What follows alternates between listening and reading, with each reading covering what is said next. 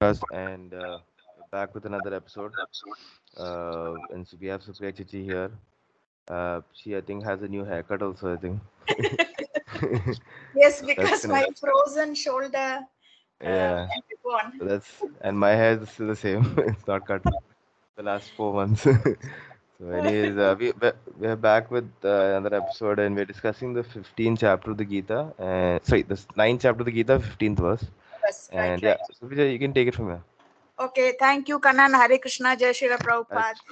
Yes, it's a fact. I've gone back to my pre-COVID hairstyle. It's a lot easier to manage because I have this frozen shoulder. I'm getting it treated, but I can't so easily move a comb to the back of my head and so on. So this is a lot easier. Anyway, yeah, so we are on verse 15. And here we are yet to get to the real confidential and really lovely verses of chapter 9. Your favorite verses are coming up 9:22, and then there's 32 to 34 where the chapter ends. So here it says, Jnana yajnena chapi anye yajanto mam upasate ekatvena prathaktvena bahuda vishvato mukham. Shvatomukam. Okay. We forgot to chant. Never mind, because we are running a little late today. So we've just read the Sanskrit and the translation. If you'll read, please. Yeah, so the translation is others who engage in sacrifice by the cultivation of knowledge worship the Supreme Lord as the one without a second, as diverse in many and in the universal form. So straight away, others meaning others from different from whom, because that's what comes to mind. Because in the previous verse we talked about a specific category of devotees, the pure devotees called the Mahatmas. So others here means those who are not Mahatmas, who are not quite there. Because in the last class we discussed Mahatma's prime example that you came up with, and it's a good example is Haridas Thakur in Puri, in Lord Chaitanya's Gauri Leela episodes. So this that's a Mahatma, and the primary qualification of the Mahatma is that he's not under the material energy at all, and he's taken complete shelter of the divine energy of the Lord, or the spiritual energy, and all he does is to serve the Lord and to glorify the Lord all the time. And you gave the example of that story with Haridas Thakura and how he managed to convince or convert the prostitute in a very natural way by just getting her to wait till he finished his quota of chanting of so many lakhs. And in the process, she developed taste for the holy name and she started to chant and revealed that she was actually being used as a tool by Ramachandra Khan, the scheming ruler. So that's how powerful the association of a Mahatma is. And the symptom of a Mahatma is that basically all he does from morning to evening is to glorify the Lord in one form or the other, serve the Lord, show his devotion to the Lord. Okay, so these others, meaning those who are not Mahatmas, who engage in sacrifice for the cultivation of knowledge, worship the Supreme Lord as the one without a second, as diverse in many and in the universal form. There are a few categories listed here, strung together here. And they're also acceptable to the Lord because they are at least on the path back to Him. If you read the purport, please. Yeah, so this verse is the summary of the previous verses. The Lord tells Arjuna that those who are purely in Krishna consciousness and do not know anything other than Krishna are called Mahatma. Yet there are other persons who are not exactly in the position of Mahatma but who worship Krishna also in different ways. Some of them have already been described as the distressed, the financially destitute, the inquisitive, and those who are engaged in the cultivation of knowledge. But there are others who are still lower, and these are divided into Just three. hold Yeah, on. Just hold on. This sentence here, some of them have already been described. Do you recall? Do you remember this? There are four categories who turn to Krishna. This was in the 7th chapter. The 14th and 15th verses were talking about those who don't turn and those who do turn. And amongst those who do turn, the trigger or the stimulus for them turning to Krishna, either that's they are true. in need of money, they're destitute Yeah, financially, or they are just inquisitive about him, or they are in great material distress, distress. and the fourth are of course those who simply want to know. That's like the highest, they've got the furthest so far. That's the highest entry point towards bhakti for Krishna. But all these are still acceptable to him. Yeah, please read. Go on. But there are others who are still lower, and these are divided into three. He who worships himself as one with the Supreme Lord. He who concocts some form of the Supreme Lord and worships that. He who accepts the universal form, the Vishwarupa of the Supreme Personality of Godhead, and worships that. Out of the above three, the lowest, those who worship themselves as the Supreme Lord, thinking themselves to be monists, are most predominant. Such people think themselves to be the Supreme Lord, and in this mentality, they worship themselves. This is also a type of God worship, for they can understand that they are not the material body, but are actually spiritual soul. At least, such a sense is prominent. Generally, the impersonalists worship the Supreme Lord in this way. The second class includes the worshippers of the demigods, those who by imagination consider any form to be the form of the Supreme Lord. And the third class includes those who cannot conceive of anything beyond the manifestation of this material universe. They consider the universe to be the supreme organism or entity and worship that. The universe is also a form of the Lord. Okay, so there are some other categories here. One is who thinks himself to be the Supreme Lord. That is the people who could talk about merging, and it's really the Mayavadis, Hmm. the Monists, the Mayavadis. The second group, he who concocts some form of the Supreme Lord and worships that. Here, Srila Prabhupada is hitting out at demigod worshippers. Not that demigod worshippers or demigods are bad or wrong in some way, but to think that the demigod worship is Are on the same at level. par or the same as the worship of the Supreme Lord is a very big mistake. That's all he's saying. But to see the demigods as departmental heads to whom we owe a lot of, we have to give gratitude because they're providing so many facilities for us to get through in the material world, and to worship them because there is a parampara connection. Certain families have kula devatas, they have kudumba family temples for generations, go annually to pay. This is all decent, this is civilized. But to think that demigod worship or demigods are one and the same and non-different but the Supreme Lord, that's concoction. That's what actually the puppet is hitting out at. And third category are those who worship. Actually, who accepts the universal form, the Vishwarupa, the Supreme Personality of God, and worships that. Okay, so naturally, the Vishwarupa, the universal form of the Lord, is not going to appear in front of everyone the way it appeared on the battlefield for Arjuna's education. So, what is meant here is that they see the universe as a representation of the Lord's power and energy, and they're quite satisfied with that. They consider the universe to be the supreme organism or entity and worship that. This is also, universe is also a form of the Lord. Naturally, it's a form of the power and the greatness of the Lord. You see, each time you hear one of these natural disasters and tragedies, the latest, of course, being this avalanche that has crashed in Uttarkashi, and where so many mountaineers have lost their lives, including one lady who just, I think, a couple of months ago in June, she was the first in some category to scale the Everest. A local mountain girl, mountain young lady. So these avalanche disasters, they show how helpless we are for all our grand aspirations and sheer endeavor and effort and determination.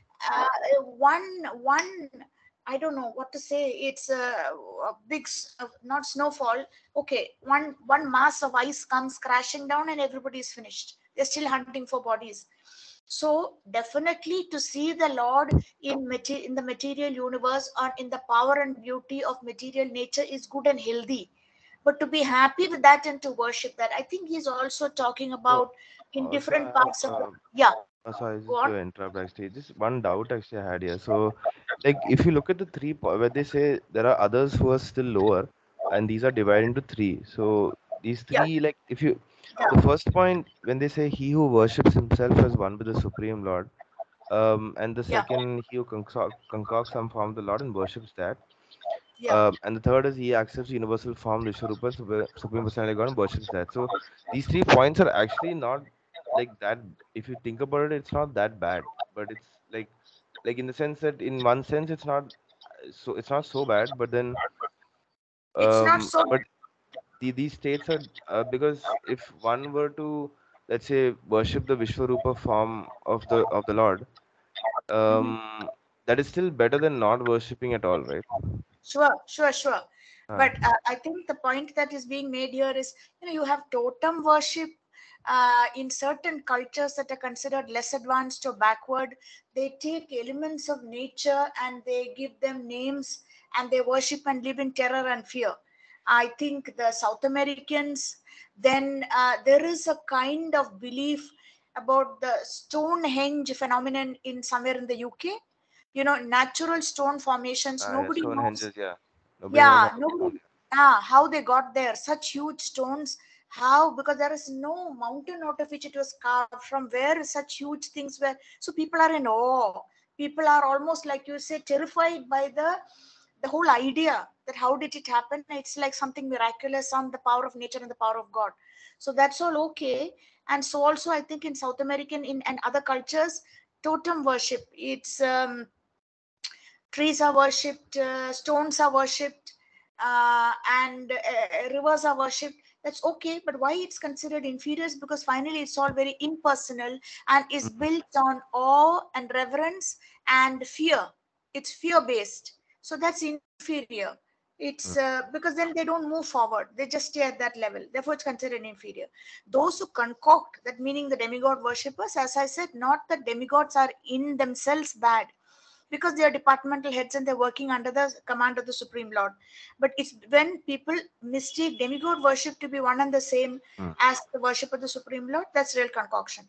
The first category is actually harmful because it says he who worships himself as one with the Yeah. Supreme Lord. It's a Mayavadis, because they think the Lord, when he comes down, he's taken a material form. So if the Lord can become like a human being, the idea is that the human beings can also, with a little effort and penance and austerity and some advancement, can develop godly qualities and be considered God. Can the like atheists also be considered like that? Like people who say that like there's no God, but like you decide how things work. Like you decide your future, and you are God in many ways. So are they also They, considered the same no, in they don't. this They're first not, one? no, they're not considered the same. They're in an even lower category. We'll come to the atheist and the demoniac in the 16th chapter, where I was going to like because I'm doing my own like separate like research. No, yeah, daily study of the Gita, no? yeah, So yeah, yeah, I just finished that chapter, the divine and the demoniac. yeah. Chapter 16. So Yeah, yeah, so somewhere I written down some notes about like uh this because that's why I was asking this question because I just finished that chapter today, and yeah. so some of the points were like still fresh in my mind for some reason. Like, well, so I think in the 16th chapter 7th verse it says It's this uh, one Ishwaroham Aham Bhogi. That one, there's a very powerful verse. I am God, I am the enjoyer. They are uh, inferior, uh, inferior because they are replacing God. They're not even interested in merging with the Supreme Lord. They're just kicking him out and doing away with it and replacing that post with themselves. so it Okay, you says go on. something. Sorry. Uh, yeah, not a problem. Actually, thanks for telling that. I have to check that again. So here Yeah. in the 16th chapter, the 8th verse, it says they say that this world is unreal. Sorry, this world is unreal, with no foundation, no God in control. They say it is produced of sex desire and has no cause other than lust. So the purport given, I mean, it's a long purport, but essentially, like what Prabhupada says is that the demoniac conclude that the world is phantasmagoria. There is no cause and effect, no controller, no purpose. Everything is unreal. They say that this cosmic manifestation arises due to chance, material actions, and reactions. They do not think that the world was created by God for a certain purpose. They have their own theory that the world has come about in its own way, and that there is no reason to believe that there is a God behind it. For them, there is no difference between spirit and matter. They do not accept the Supreme Spirit. Everything is matter. And so, like, it goes on like that. And then, I think yeah, because in one of the verses, like, they also, one of the characteristics of the demoniac is like those who consider themselves to be God and those who consider themselves not, who say that there is no God also, or something like that. In one of the, Basically, it is referring to atheistic scientists who Hmm. developed so much power because of their knowledge of how the universe works or their explorations, that they very quickly do away with the concept of God. Not all scientists are like that. More and more scientists are going against the trend or going against the flow of the scientific mentality and breaking out and coming and acknowledging that they felt the Lord revealed some formula to them within their heart, or but for the Lord's help they would not have arrived at some conclusion. But for many many decades the scientific temper and the scientific mentality meant that it is God is bogus. And through our efforts, this is basically the concept of the Renaissance man that comes from Italy. The Renaissance man, just by his own endeavor, develops all kinds of skills and talents. Greatest discoveries were made, the time of Galileo, all this in Italy. The French The, Renaissance. also, That yeah, Italian, actually the Italian okay. Renaissance. And they developed this concept because it's you check up even later on Google the Renaissance basically starting from Italy. The Renaissance man, that is, he can conquer the world through his brain, through his eyes, through his skills and talent. He can conquer the world, and he is a man of multi talents. And they Isn't completely, they basically they were responsible for yeah, reducing the power of the church. church. They were Isn't not that interested in. also wasn't that also like part of the Enlightenment period? That Yeah, yeah. That's also that what's called when the they realize Enlightenment. that like they realize that science is superior than religion in one sense or something. It gives more rationality or something, and so then That's right. they establish scientific research more as being more important, and then they started all the European countries started moving away from religion after that, and That's right. then It reduced the position of the church, the Italian Catholic Church, because these people were arguing that we should not accept things as blind faith just because we are told to accept it. It's that we should go out and explore and come to our own conclusions and share it and discover the marvel of the world and the universe and so on. So in every sphere, they really made a kind of big push forward, and that. But here, the type that is being referred to, 16th chapter, when we come to, you will see a lot of it is referring basically to atheists, to communists, to scientists, and so many other groups. basically everybody who's not in the devotional side, mostly they are all like classified as that, like something. If they are atheistic, But yes, yeah, they say that, but there's a verse I think in the 16th chapter where they describe the different qualities of all the, describe all the divine qualities, and they say that if you have all these qualities, it's a list of all these qualities yeah, like yeah, yeah, yeah. uh, I'm not. I need to just show that. Just one second. I'm sorry that I'm kind of hijacking this No, that's particular okay. discussion. Go on, it is connected. So I am so meanwhile here it searching. says. So this one, no, see this the first verse, the first to the third verse of the 16th chapter. Can you Yeah. see this? Yeah, the Supreme Personality of Godhead said fearlessness. Yeah, but these are divine qualities. These are not to be found in the demons.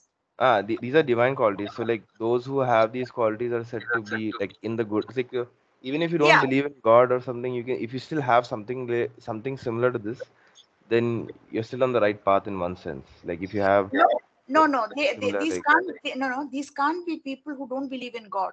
This is about the oh, divine and the demoniac, two groups. okay, okay, okay. It's putting it black and white in a very stark way. So this is a group that's very acceptable to the Lord because they do believe in Him. You Hmm. see, after that come the demoniac. And the demoniac are really demoniac when you come to that verse This one. Ishvaroham. No, yeah, Ishvaroham Aham Bhogi. I Which am number is that? God. I am trying to look for it. Ishvaroham Aham 16 point. Um,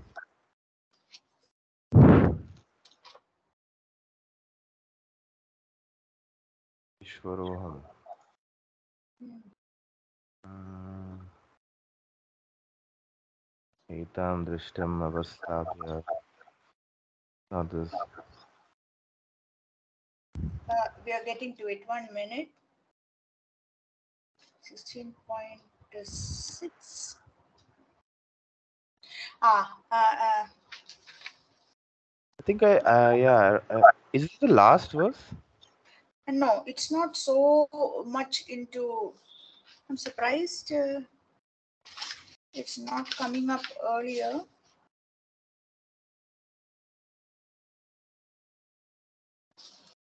I was thinking it is the 8th verse. Um, Eighth verse is that other one which I was just saying, no, that first that Asatyam apratishtam te jagad ahuranishwaram paraspara sambaram aham. No, they say that the world is unreal with no foundation, no God in control. They say it's produced a self desire and no has no cause other than lust. Uh, engage in unbeneficial, horrible. Kama Shritya, 1 minute. that's another thing. No, I'll do.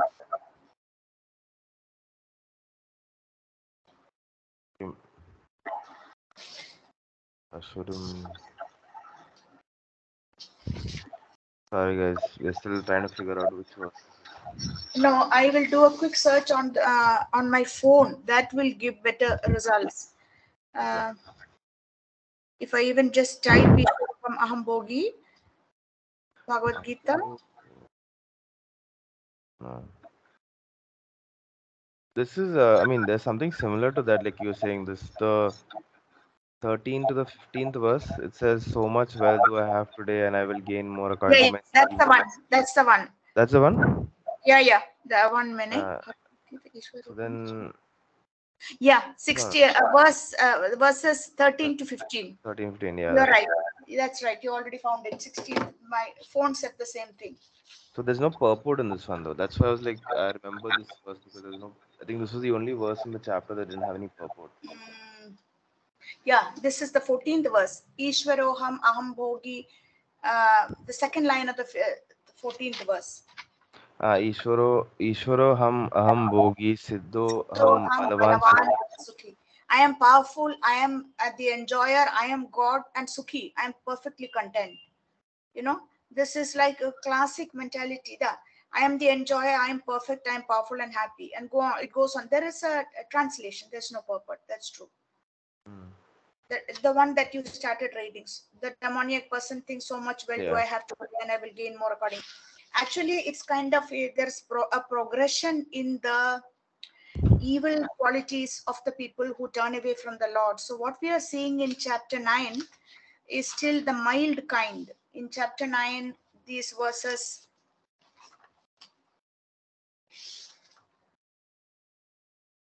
verse 15, these three categories that who turn away from him, they think they merge with the Lord. That's not too bad, like you correctly said. Hmm. Much worse are those who do away with the concept of God and replace him and think they are God. That's the type that's being described in chapter 16. So there is a progression in the downfall of this kind of bewildered soul or bewildered individual.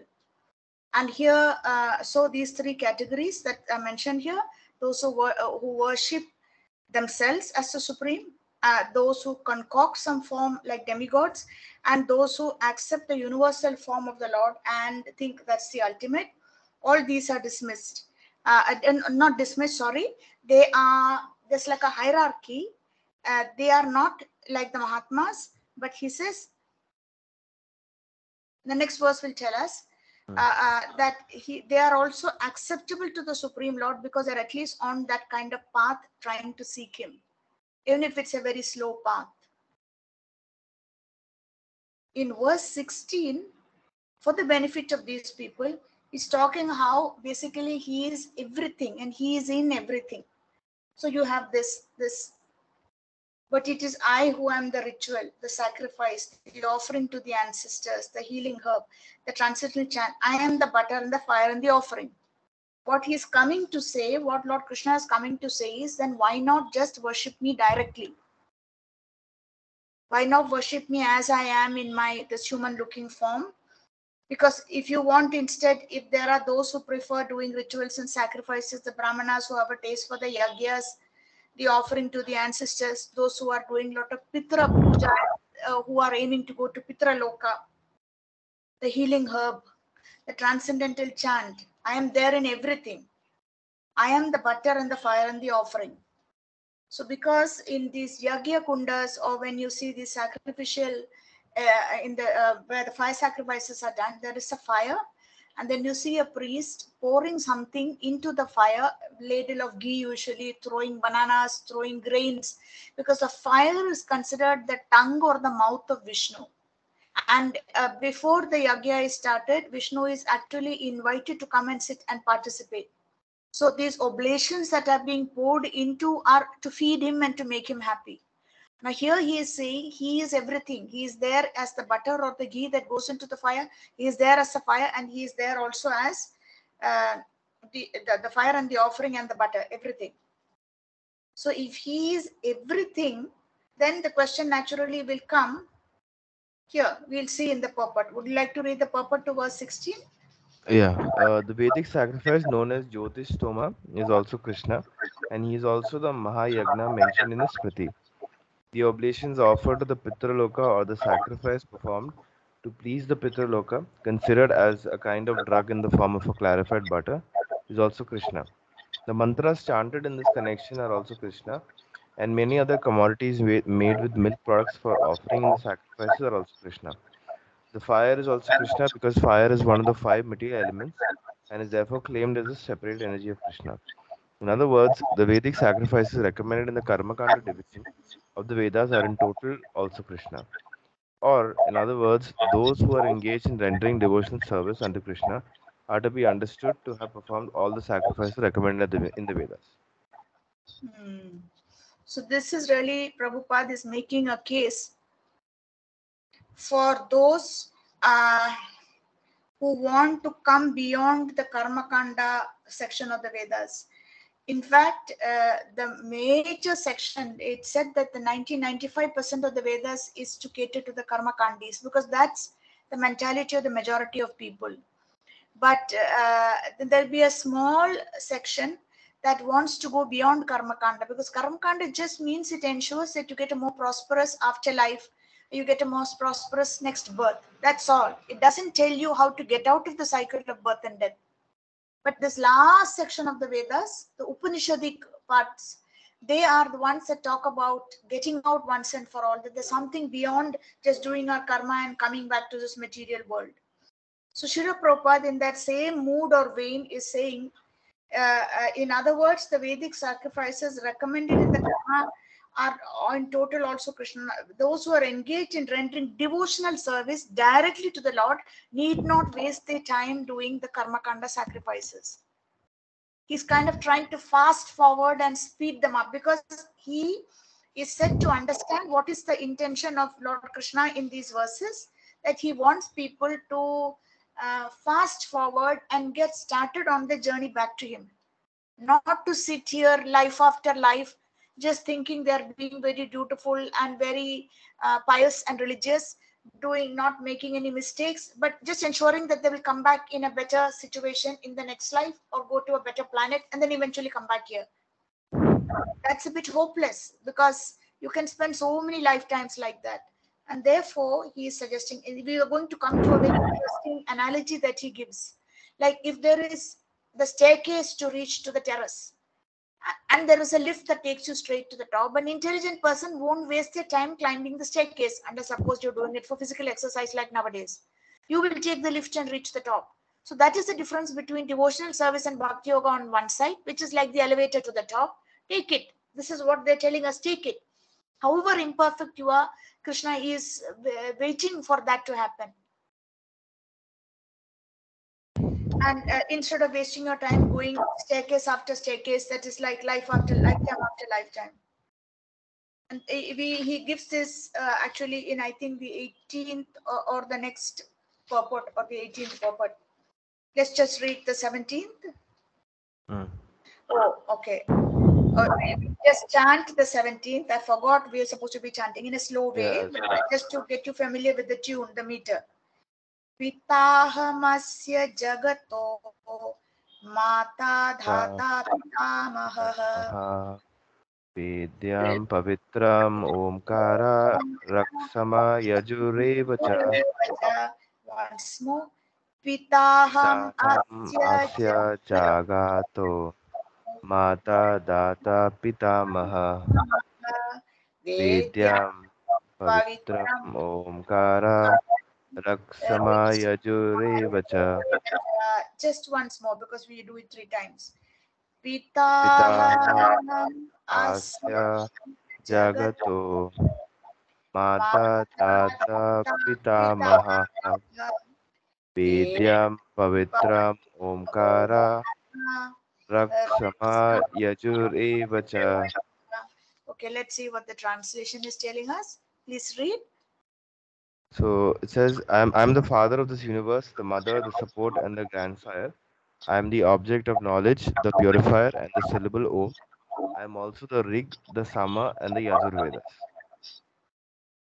Okay, so he is now identifying himself as everything. The knowledge that's available in the Rig, the Sama, the Yajur, the Vedas, the knowledge that's the results that you get by chanting the syllable Om, everything that he can be accomplished or achieved just by directly worshipping him or doing something to please him, which is Bhakti Yoga devotional service. He is anyway the father of this universe. He is the mother, the support, and the grandsire, the grandfather. So, meaning for those who go around trying to figure out the universe, there are systems of knowledge, Sankhya yogis. This is really a direct hit or a reference to the Sankhya yogis who are trying to classify everything they see around them into different categories, and eventually they come to the root of everything, which is basically the Lord. So he is already declaring that he is the father, the mother, the support of the universe. He is the object of knowledge. Object of which people's knowledge? The Sankhya yogis. They classify, there is a chapter which you already finished and it will come up again in the 13th chapter. 13th chapter, Where, yeah. 13th They chapter, talk about exactly. knowledge and all that stuff, yeah. Yeah, They talk about there the are some object of 20, knowledge, the what is the knower, the knowable, and the object of the knower, yeah. something And like that. basically, Yeah. we'll see how the Sankhya yogis they break up everything into 23 items. You know, the 5 elements, the senses, the sense objects, like that. We total everything up. But fundamentally, what they're trying to do is to reach the root of everything after studying the universe through texts and through observation and through generations of pupil and guru endeavors. Finally they start looking for the root, and the root comes back that there is something beyond all this, and that is what is called the Supreme Lord or the Almighty. So he is openly declaring here the entire cosmic manifestations, moving and non-moving, are manifested by different activities of Krishna's energy. In the material existence, we create different relationship with different living entities, which are nothing but Krishna's marginal energy. Under the creation of Prakriti, some of them appear as a father, mother, grandfather, creator, etc. But actually, they are all parts and parcels of Krishna. As such, these living entities who appear to be a father, mother, etc., are nothing but Krishna. In these words, the word dhata means creator. Not only are our father and mother parts and parcels of Krishna, but the creator, grandmother, and grandfather, etc., are also Krishna. Actually, because for us, when we think in a mundane material sense of creation and our creator, immediately it's our parents who created us. But for them, we wouldn't have a human body.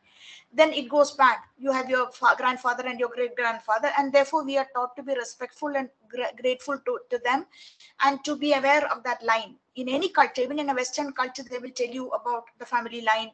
People explore the family tree and so on. Here, what the point that is being made is that's all very well, but basically these individuals are given a role to play, and ultimately when that role expires or that material body disappears, then we don't see them and we have nothing to do with them, and they remain part and parcel of Krishna and move on their journey. So this is a kind of pretty strong statement to make. And it's hard for those of us who are in material life to actually digest if you think seriously about it. Strong statement in the sense, so much is made in our social conditioning of our attachment to family, father, mother, grandfather, creator. And it is true. If we are honest with ourselves, these are very strong bonds. They are not cannot be easily wished away. When remember someone wrote to me, I am not sure whether she wrote knowing what she was saying or whether she was just repeating something she'd heard. Cousin's wife wrote, when my father expired, he was already quite an old man. He was 85. Because he was terminally ill, we didn't want him to get into that last suffering stage, and we were really praying that he can be spared all that. But she wrote that the death of a parent is like the end of an era. And it's actually very true. Because my father died at an advanced stage, a whole era disappeared. That was a whole era connected with him, of of our childhood, and he was basically the provider and the railway colony and different experiences, moving to different cities and so on. So as this girl, as I said, the person who said it is not actually that a person with such deep insight. I think she was just blabbering or repeating something she'd heard that is said in these situations. Subsequently, she lost her mother earlier this year, 2 years later, who was much younger than my father. But what she said, it is really like the end of an era. So these are powerful emotions. We can't just block it and forget about it. No matter whether we were close to our father or not close, whether we Was got on or didn't. today actually something similar to this was discussed in in the Wisdom Sages podcast. They were discussing this one devotee was asking one this Raghunath and Kastuba, like they were asking this question, like the devotee asked them that their daughter like died in a car accident like three years ago or something. Really? So I see. yeah, and she died in a car accident like 3 years ago, and like with all her friends also in the car or something like that. Like they also like died. So her question was like, Oh, you mean you one know, of the viewers is asking? One of yeah, the yeah, viewers? Oh, okay. one of the people there actually. Yeah. So they were asking this question, and they were saying that like, so their question they posed like, how can I like keep how can I keep continue to have faith in Krishna when Krishna takes away my daughter? So like so I was like, oh, so like how are they gonna, like I was thinking, okay, how are you gonna answer this question? Like it's gonna be Yeah. like very difficult question to answer, like and so because like if you think about it, like we are all like if some of our family members or somebody passes away or something that happens, our first thought is like, why did you take them away from us or whatever and stuff. Sure, sure. So Kastuba's answer was like, I mean, uh, yeah, his answer, I mean, he had a very interesting point. He's like, most people in this scenario always tend to look at like, a situation like this from a glass, like, glass half empty sort of situation. Ah, yeah. And Half full, you can half look at empty. it, you can also look at it from another place where you can look at it as like a glass half full, where Krishna certainly took your daughter away, but Krishna also was also created your daughter at the same time. So Mm-hmm. Krishna, so in one sense, Krishna is sort of, he's sort of like informing you or like just trying to remind you that in the material world, like things are always temporary, and sometimes you'll learn that in an easy way, and sometimes you learn it in the hard way. So like they say that when you you get too overly attached to family and things like that, you feel like you own one of your family members, like Mm-hmm. like they one of your family members, like you can, they are your property in one sense, but you don't own anybody. There's nobody is your property, Sure. and you don't, in the material world every single thing is owned by Krishna ultimately. So it is his property that you are basically enjoying. So Sure. you don't have the, say the, in one sense you don't have the right to claim anything is yours. But because Krishna, because Krishna gives you the freedom and gives you the way to do enjoy, because he considers Yeah. you as like a child of his own or whatever. Like he doesn't discriminate or whatever. He's letting you do what you want. But in the end, ultimately, if you get over, like if you enjoy things a little too much, he'll always remind you that it can happen.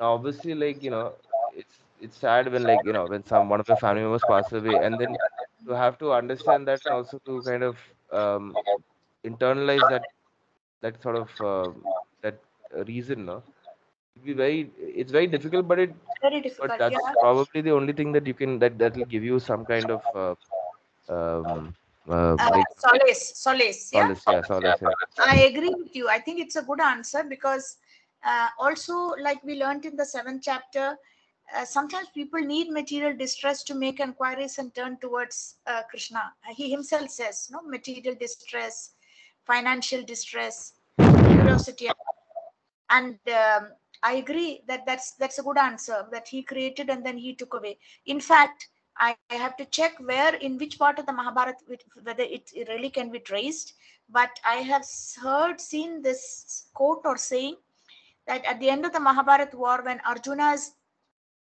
heartbroken because his son Abhimanyu was caught in that particular kind of chakra vyuha and died, was killed. When all along he was doing, Arjuna was fighting the war completely with Krishna as his charioteer. So, in one sense, Arjuna feels very betrayed. That like he wasn't told what's in store for him. Krishna obviously knew because he knows past, present, and future. And when in some exchange that takes place, Krishna is supposed to have asked Arjuna, "What have I taken that is yours?" In the first place, even that Abhimanyu was not yours. It's a temporary material connection because of the birth as his son. But finally, it is not yours to possess and to control. Hmm. And that particular spark or jiva just came back to me because he dies in the Mahabharata war or goes to the heavenly kingdoms, as it is said, heavenly planets. So, but at the same time, to actually internalize this logic is not easy. And yet the other side of it is that the philosophy is the only thing that can give some solace when we are in this grief stricken situation. Some of these situations are very difficult, like people don't, I've seen potis who have Krishna temples. I used to go to teach in a colony here called Palkulangara every Sunday. I used to teach a group of ladies, and there was a Krishna temple there, and the potis were born Brahmins, and were, both his sons died in one particular bike accident. He had only two sons, and they were young adults. How are these people supposed to take it? It's terribly hard because he has done nothing. His livelihood has been worshipping Sri Krishna. No, I don't know whether there were any offenses, but not to demand It could such a. be it yeah, because also it's also it could be like your past karmas that act and that have some kind of impact in Sure, your this life and all that stuff. So sure, sure, even if you may not definitely. have committed offense, but like it's an indication of maybe a past karma that's acting up right now. Sure. And but when we go through it, it's very hard because Yeah. it's very painful, and we have to somehow subdue our mind and listen to all these kind of talks and accept that there's a reason why he is doing it. That in the case of a devotee, it's not just like karma playing itself out, because Krishna is already a participant in your life.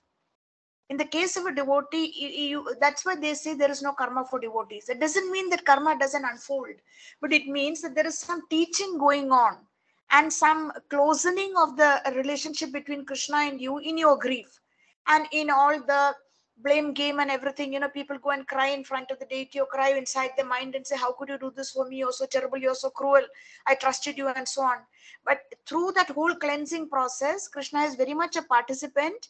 Therefore, it is not dry karma as in the case of the materialist. The person comes even closer. And the best example is, of course, the Guruvayur, the great poet saint. It is not Bhattadari, Uh, it is the other one. Poor, yeah. where, Um, my mother told me his name no, is recently something. not Bhattadari, but the one with No, P. no, P only. He has Not that poor. song, no, that starts with N. Uh-huh. Um, it was, and I No, 1 minute. Guruvayur.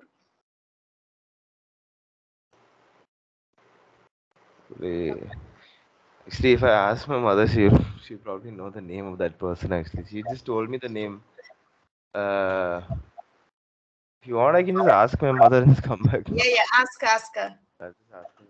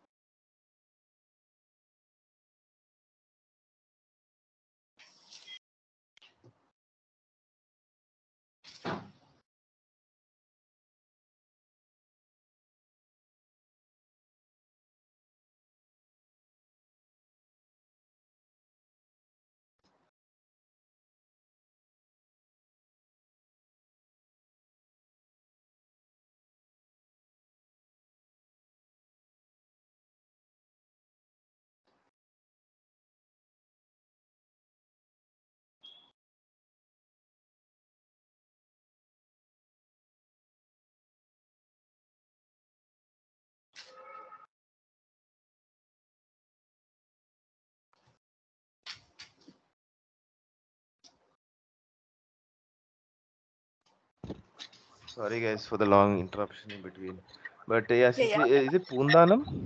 That's right. It's Uh, Poondanam. yeah, I just checked it. yeah, Correct. It's yeah, Poondanam. Jnanapana or something that he wrote, right? That's right, That's Ganapana. right. The famous that the song that is played. And do you know the what happened in Poondanam's life? Do you know that? Yes, I barely remember because No, I that's why know we are. something. He wrote a poem, but like he was not a higher caste, right? He wrote. No, no, there's something connected with our discussion right now. That's why we are Oh, talking about Poondanam, which okay, is okay. that he had to wait many years to have a child. And the Uh, child was born. And then, when the child was basically 1 year or something at a birthday, some kind of birthday feast celebration, the child fell into a vessel of something and drowned. Vessel of milk, a child, small child. And anyway, the child died. There are different versions of how the child met its end, a boy child. So naturally, Pundanam was completely heartbroken because he was a great devotee of the Lord, and he was, after a lot of effort and prayer, they managed to get this child, and he saw it as a direct blessing from the Lord. And he was going to bring up the child as a devotee, but the child was snatched away like this. But after going through that process of churning and misery, he comes out with this realization: why do I need a material child when I have you, Guru Arapan Kanna, like that? And subsequently he directs all his energy and his devotion completely to the deity. So this is what Krishna is trying to do in all these cases where he, it seems as if he's inflicting tragic karma on us. Many of us don't get to the position that Puntanam got to. Many of us just give up or remain bitter and sad all our lives, or faith decreases, diversions, we run after material solace. This is real. These things do happen to even devotees. It's very difficult. That's why they need all the support they can get from Guru and other Vaishnava association.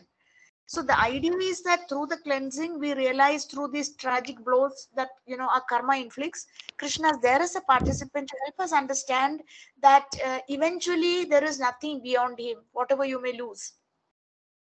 So, because if you see the state in Ukraine, the devotees, the faith they are showing, it's a hellish situation. They were a very decent yatra and they have not done anything to deserve it because of this madcap Putin, you know. And now the Russians are all getting frightened because the devotees are being asked to enlist for army to go and fight in the battle. And devotees are not being spared. So we just don't know from where the axe will fall. And the only thing we can do is to remember what he's telling us, that he is the only thing that is permanent. Our Krishna and Krishna Bhakti, everything else is temporary and can change.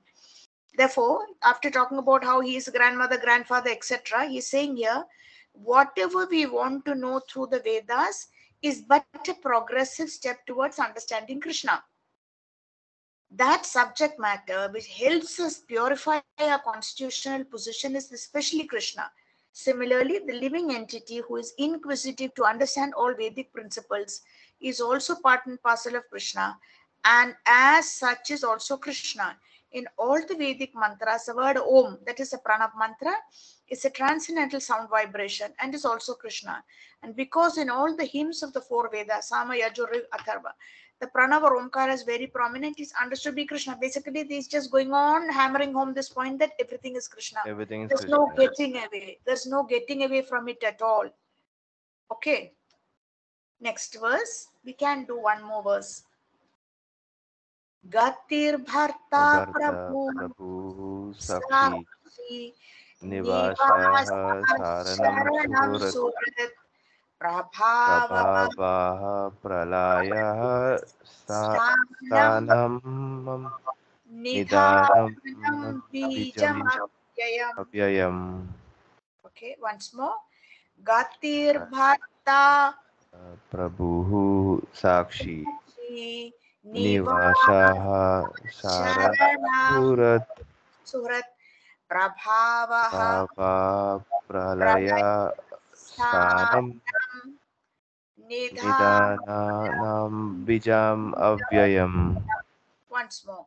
Gatir Gati Bharta Prabhu Prabhu Sakshi Sakshi Nivasah Saranam Nivasaranam Surat Prabhavam Prabhavaha Pralaya Stanam Nidhanam Nidanam Bijam Avyayam. Okay, please read the translation.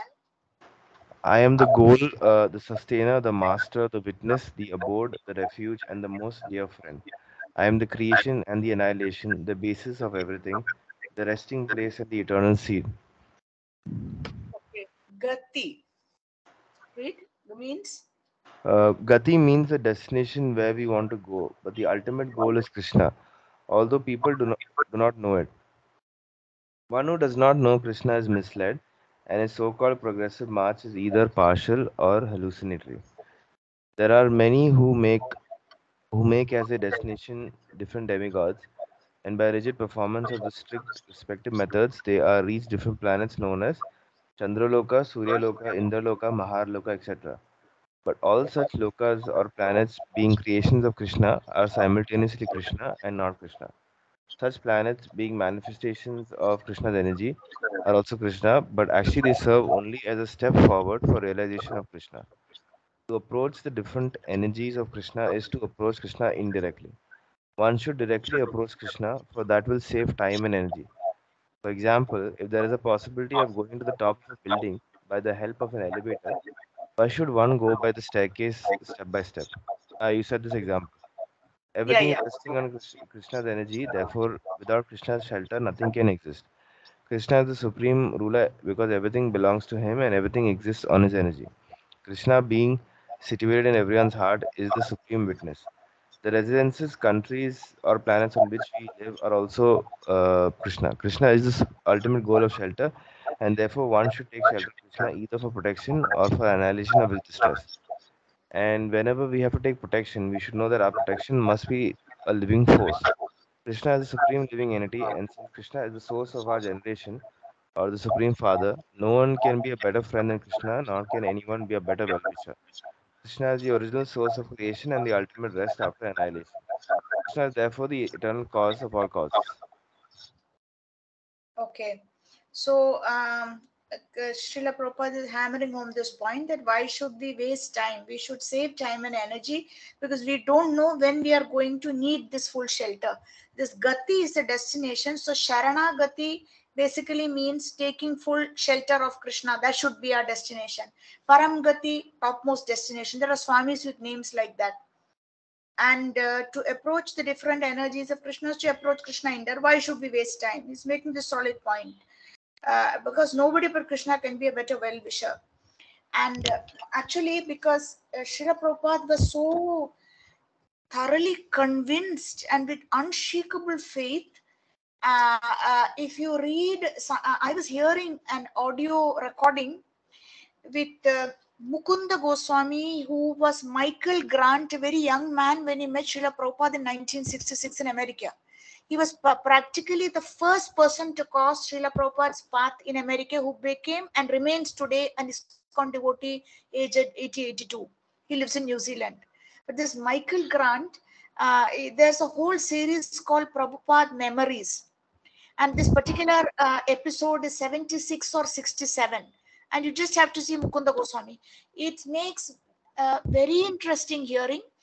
And Mukunda Goswami already brought out a book which I have called Miracle on Second Avenue, because Second Avenue in New York was some Is the place. place where the devotees would come and chant with Prabhupada Yeah, in that shop and all that. The yeah. would come there But and shop.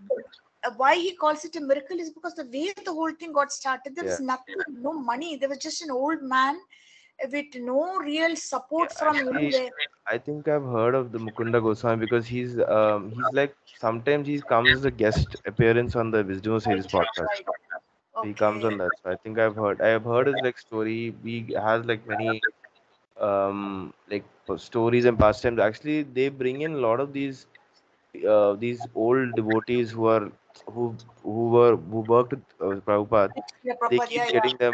They keep getting them on the show to discuss Right, about right, right. the thing. So not just Mukunda Goswami, there's like other people. I don't remember the name, but Mukunda's name I remember like. But other there are other Yeah, devotees also there's that Malati Devi also. I think yeah, she yeah, yeah, yeah. She was there, part of she this was also original there. set.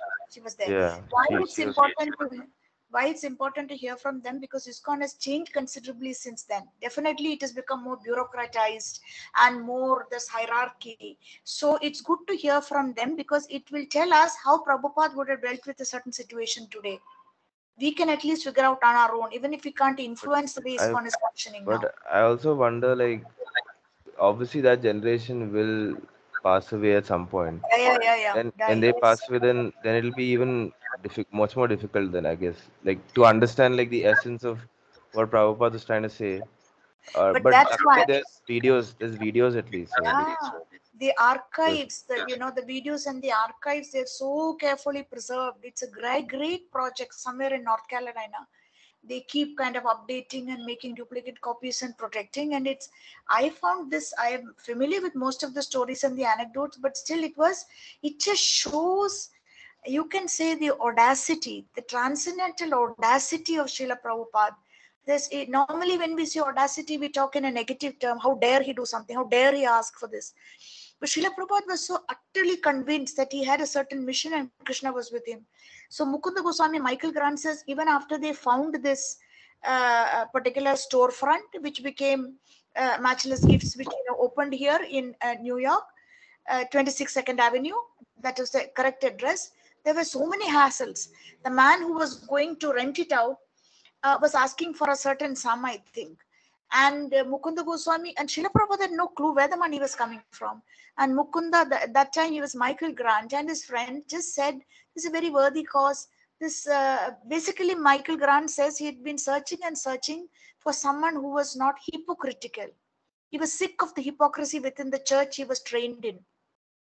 And when he met Srila Prabhupada, and after some interaction, he found him extremely transparent and direct. And he just decided, I would like to become like this man.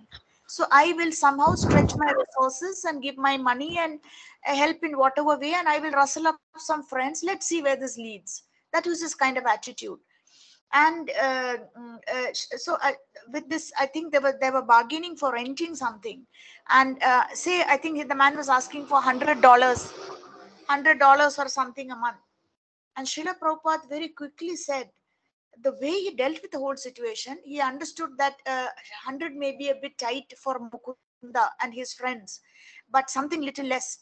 So Srila Prabhupada, out of the top of his hat, he turned to him and said, turned to this landlord and said, we would like to reciprocate with your kindness and make you a trustee of our organization. And Mukunda Goswami was saying there was no organization. There was no ISKCON. There was no name to it. And coolly Srila Prabhupada said, how it works is, so naturally the landlord, this potential landlord, was quite taken aback and mighty impressed, and he felt very honored that he's going to be made a trustee. And Mukunda Goswami was saying he didn't understand what trustee of what. There is no trust, there is no corporation, but he held his tongue. Srila Prabhupada said, how it works is a trustee usually pays us $15 a month in order to remain a trustee. You don't have to pay us the $15, you just reduce it from the rent. $85 instead of $100. And it worked. The man actually. it's like the Indian way of jugaad, no? That's working out in it's working out in Absolutely. America, like Talking the of Americans are not Jugaad. gonna.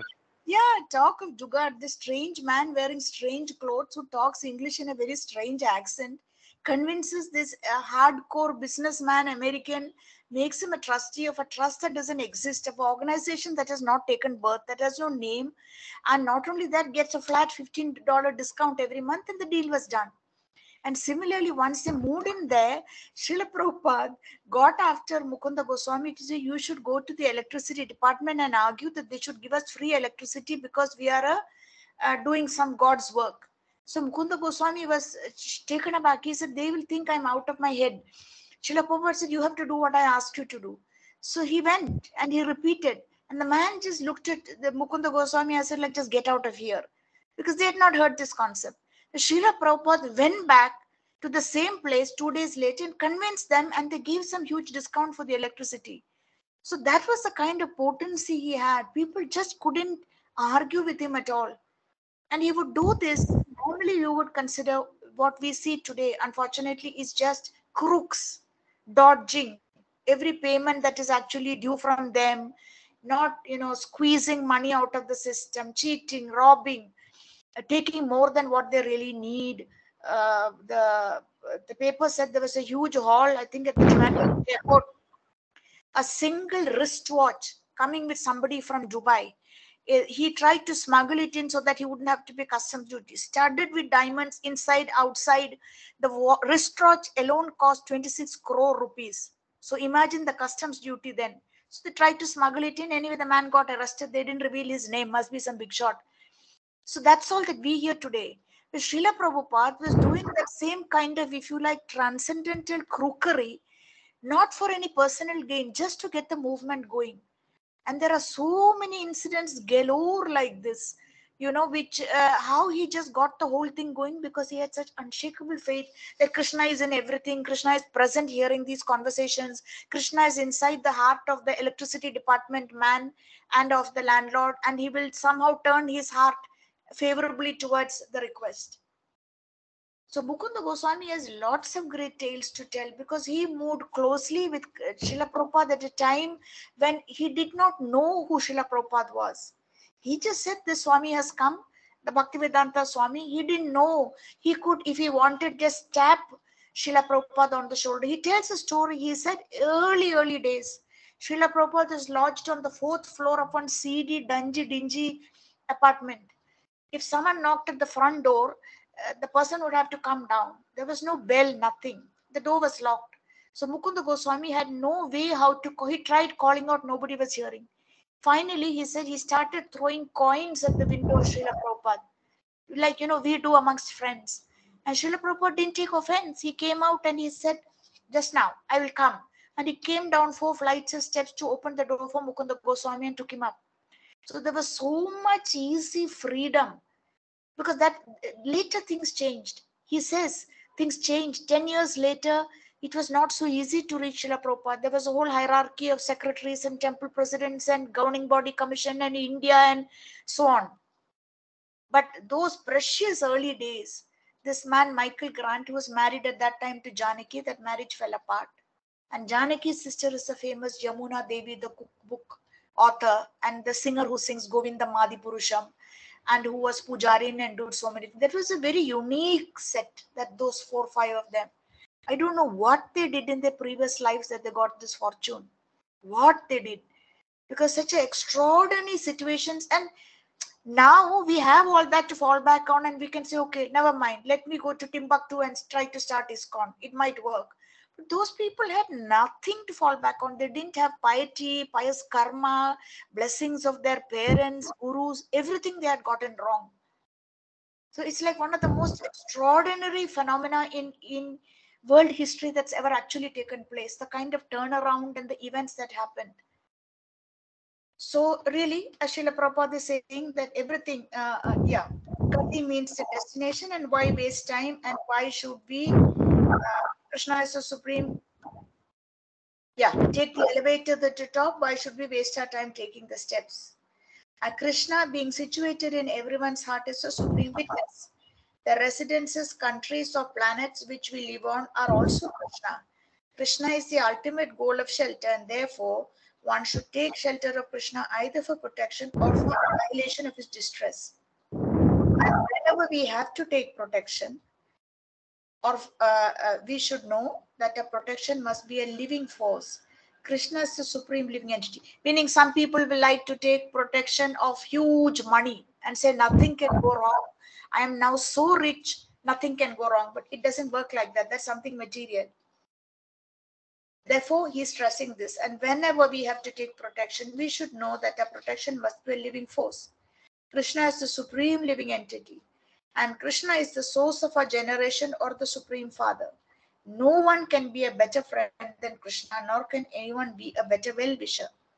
Krishna is the original source of creation and the ultimate rest after annihilation.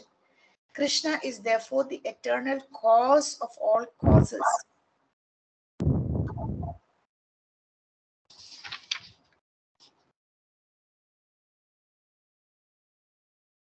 Okay, let's finish verse 19 also without necessarily chanting it to save time, because this is one type of cluster of verses.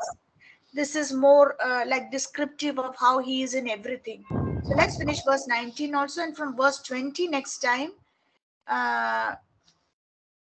we will be getting on to more philosophical kind of verses about the destination of the jiva, how he moves. So shall we just finish verse 19 also? Yeah. Yeah, So, should we read the go to the translation or? translation. Go to the translation straight away. O Arjuna, I give heat and I withhold and send forth the rain. I am immortality and I am also death personified. Both spirit and matter are in me.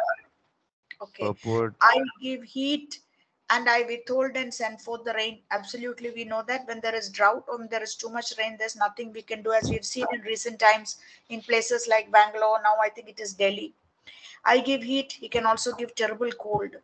I am immortality, sure, and I am also death personified. Both spirit and matter are in me, right? Because spiritual energy and material energy both come from him. And Srila Prabhupada gives this analogy of how an electric socket, it can be used to warm an oven or it can be used to freeze a refrigerator. So it's the same source, that electric socket or plug point. You see, it's just that depending on his sweet will, it can be like material energy or it can be spiritual energy, both come from him. Okay, please read the purport. Krishna by his. Krishna, by his different energies, diffuses heat and light through the agency of electricity and the sun. During the summer season, it is Krishna who checks rain from falling from the sky, and then during the rainy season, he gives unceasing torrents of rain. The energy which sustains us by prolonging the duration of our life is Krishna, and Krishna meets us at the end as death. By analyzing all these different energies of Krishna, one can ascertain that for Krishna there is no distinction between matter and spirit, or in other words, he is both matter and spirit. In the advanced stage of Krishna consciousness, one therefore makes no such distinctions. He sees only Krishna and everything. Since Krishna is both matter and spirit, the gigantic universal form comprising all material manifestations is also Krishna, and his pastimes in Vrindavan as two-handed Shyamasundara playing on a flute are those of the Supreme Personality of Godhead. Okay. So why Srila Prabhupada is saying this at the end of that first paragraph? In an advanced stage of Krishna consciousness, one therefore makes no such distinctions between matter and spirit. He sees only Krishna in everything. For example, Swamis, sannyasis, gurus are often criticized for not correcting the blunders of materially motivated so-called devotees. It happens all the time. You know, a devotee joins, does something, shows some materially greedy behavior, causes distress to others, causes harm to the organization. And often we see that their guru or whoever is in charge is not able to actually punish them, because they are, that is the Uttamadhikari, does not make a distinction between what is wrong and right, or what is material behavior and what they are seeing from their position. This is a jiva that's joined the hospital. The organization or the process is like a hospital. Someone who was healing himself of a fracture, unfortunately does something stupid and falls again and breaks another limb. You don't punish him for that. You at least you don't throw him out of the organization. You chastise him for being careless, but you keep him inside that same hospital. So this is the type of character who sees only Krishna and everything, and therefore makes no such distinctions. At the same time, there is a little book called Nectar of Instruction, Upadeshamrita, which says for a person to be effective in preaching Krishna consciousness, he has to leave the highest position of the Uttama Adhikari and come down to the level of the Madhyama Adhikari. He has to learn to make distinctions, because otherwise there'll be chaos. An organization can't function if nobody is punished. You know, if people who have wronged us, unfortunately, that's what's going on in Mayapur now. You know, there is a side where the whole thing has become so huge. So many new people are coming. They come with very shady, I can't say cultural conditioning, but no temple is accountable for what they have done in the past or what they are likely to do. It's just growing and growing, Mayapur, with the 2VP coming. And a friend who lives there was telling me, you meet someone and they say, I've been living here for 1 year. I even bought an apartment. But you don't see them in the temple. You don't see them, it's just become so big. And if they go and do something wrong, it's even hard. Something wrong, they're accused of theft, they're accused of something illicit, they're breaking one of the rules, they are associating with demonic people. It's hard to get hold of them and punish them. The management can't cope. So that aspect is very much there. It's therefore um, uh, for things to move smoothly, a person has to come down and make a distinction between spiritual and between material. They have to chastise material behavior where it is messing up things and disturbing the spiritual peace of a community. Did you see any more of those I Love Mayapur series with that family? How are they Uh, doing? I've That not seen the latest ones. I need to. Vamana and Padmini, I think the daughter and the husband and the Yeah, wife. yeah. I've not seen latest videos, but I Okay. think they had recently gone to, I think, Rishikesh. Rishikesh or somewhere, yeah, for a family trip or something like that. Yeah. That's true. I saw those videos. After that, I have seen. Now they are a type who are doing quite well in Mayapur. They are not affected by whatever are, because I think they have their independent source of income from abroad. They go make money, come back here. So they are at this stage in their spiritual life. They are living quite peacefully, not affected by what my other friend was talking about. This she's not. Indians are more likely to be affected because they can see what's happening or they know more information. So therefore, well, Rishikesh also is like, just see the kind of Kali Yuga or Maya is just covering the dhams. As time is advancing, it's making horrible things happen on the dham that ought not to be happening. The greed of the people is mostly what's responsible. I probably told you earlier, in Rishikesh also, apparently the mood has changed. Earlier, foreigners would come, they would stay 2-3 months, paying very little every day for a room to practice say yoga and go back. Now, some kind of what touts, land, the rental mafia have got hold of all these apartments or homestays that earlier families were decently renting out, and instead they have got hold of like a lease. Then they sub rent at huge cost. They fit in TVs and fit in air conditioners, and the family that was earlier working with some principles, suddenly their greed has been aroused.